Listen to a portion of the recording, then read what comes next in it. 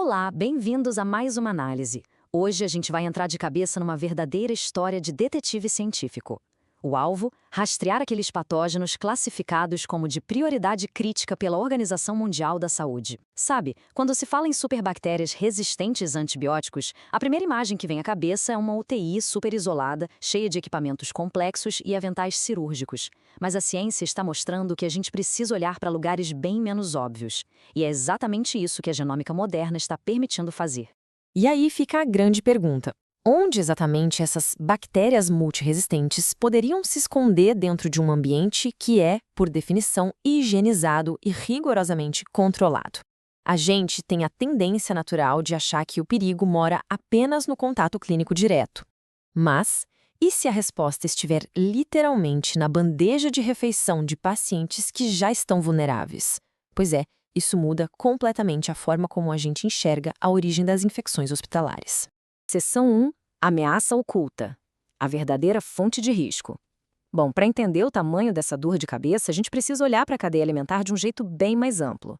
Alimentos frescos já são velhos conhecidos como fontes de patógenos humanos. Mas quando esses alimentos in natura entram na cozinha de um hospital de atenção terciária, aí o risco sobe exponencialmente. A gente está falando de um ambiente onde o sistema imunológico das pessoas já está trabalhando no limite. E aqui entra um estudo fascinante, revisado por pares, publicado no Journal of Global Antimicrobial Resistance, que investigou justamente essa ameaça em nível molecular. Sem apontar o dedo para instituições específicas, a pesquisa ilustra um problema gigante de vigilância global. A ideia foi sequenciar o genoma de bactérias produtoras de carbapenemases para entender a real magnitude desse risco invisível. É um baita alerta mostrando que a resistência antimicrobiana é, na verdade, um desafio de todo o sistema. Seção 2. Investigação no prato. Em busca do culpado. Certo, vamos mergulhar nesses detalhes.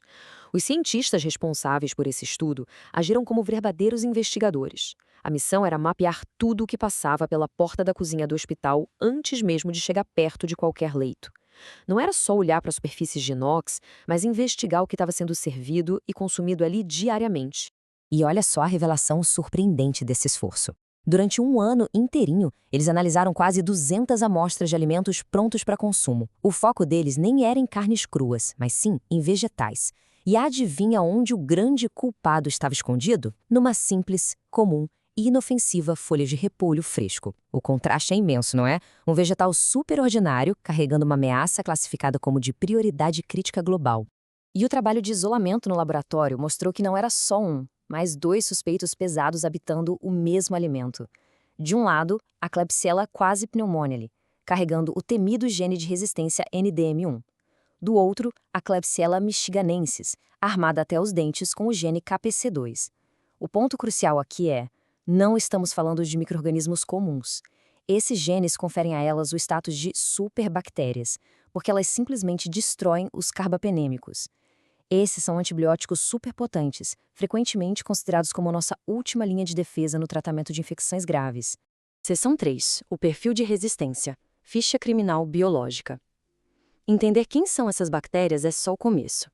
O próximo passo da investigação foi levantar a ficha criminal biológica delas. Afinal de contas, quão duronas elas são de verdade?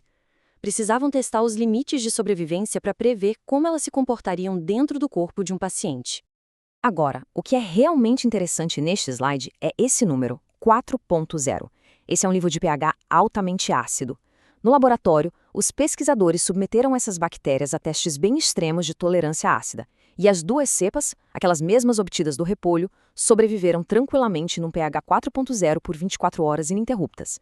Por que isso importa tanto? Porque prova a incrível capacidade que essas superbactérias têm de aguentar o tranco em ambientes extremamente hostis, o que imita perfeitamente as defesas naturais do nosso trato digestivo. Elas estão preparadíssimas para resistir ao ácido do estômago e chegar lá no intestino para colonizar o hospedeiro. E a coisa não para na resistência ao ácido. O sequenciamento de DNA revelou que essas cepas carregam um verdadeiro arsenal. Pensa no resistoma e no viruloma delas não como uma lista chata de genes, mas como um kit de ferramentas tático, ou uma armadura impenetrável. Elas possuem fímbrias, que funcionam como pequenos ganchos para se agarrar nas células humanas, têm sistemas complexos para literalmente roubar ferro, que é o nutriente vital do hospedeiro, e o pior, bombas de efluxo. Essas bombas funcionam como leões de chácara, expulsando o antibiótico de dentro da célula da bactéria antes mesmo que ele consiga fazer algum efeito. É um maquinário biológico desenhado sob medida para causar infecções hospitalares severas. Seção 4. Conexões globais. O quebra-cabeça da saúde pública. Até agora, a gente estava focado numa única amostra de repolho, certo? Mas a genômica deixa a gente afastar a lente do microscópio e enxergar a imagem completa. É fascinante observar como essas descobertas locais, no prato de comida, se conectam a um imenso quebra-cabeça de saúde pública mundial. E isso ilustra brilhantemente a conectividade do problema. Estas são as árvores filogenéticas, que são basicamente as árvores genealógicas das bactérias. Os isolados encontrados naquele alimento estão destacados em vermelho. O sequenciamento provou que a cepa do repolho compartilha parentesco direto com bactérias que causam infecções em hospitais na China e no Japão.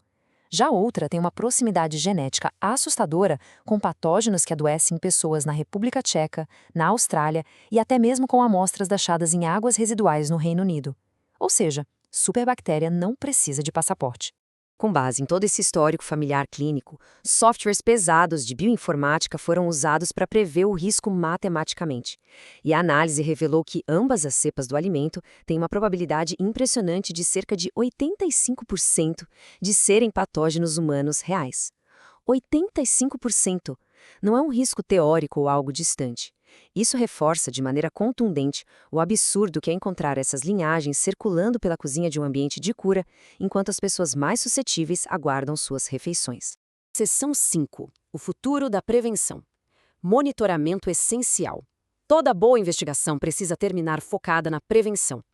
Os dados colhidos deixam claro que aquela abordagem tradicional de controle de infecção, focada estritamente no quarto do paciente, precisa ser expandida para ontem. A principal lição que se tira de todos esses dados é que a gente não pode mais tratar a resistência antimicrobiana só como um problema de farmácia. É absolutamente crucial implementar e expandir a vigilância genômica nas cadeias de suprimentos alimentares desses locais críticos. É preciso rastrear ativamente os patógenos que a OMS classifica como prioridade muito antes de eles entrarem no ecossistema de cuidado. Fazer o rastreamento ativo de vegetais in natura e outros alimentos não é luxo, é uma barreira de proteção fundamental para manter o ambiente genuinamente seguro. Essa investigação genômica levanta um ponto super crítico sobre a fragilidade invisível dos nossos sistemas alimentares institucionais. A distância entre o alimento cultivado e o prato de quem precisa de cuidados é muito mais curta e arriscada do que se imaginava. Então, fica a reflexão para todos nós. Como podemos revolucionar o monitoramento de suprimentos usando essa ciência de ponta para garantir que os hospitais estejam sempre um passo à frente da próxima ameaça microscópica? Continuar pesquisando e vigiando ativamente são indiscutivelmente as nossas melhores armas nessa corrida contra o tempo. Muito obrigado por acompanhar esta análise aprofundada até aqui.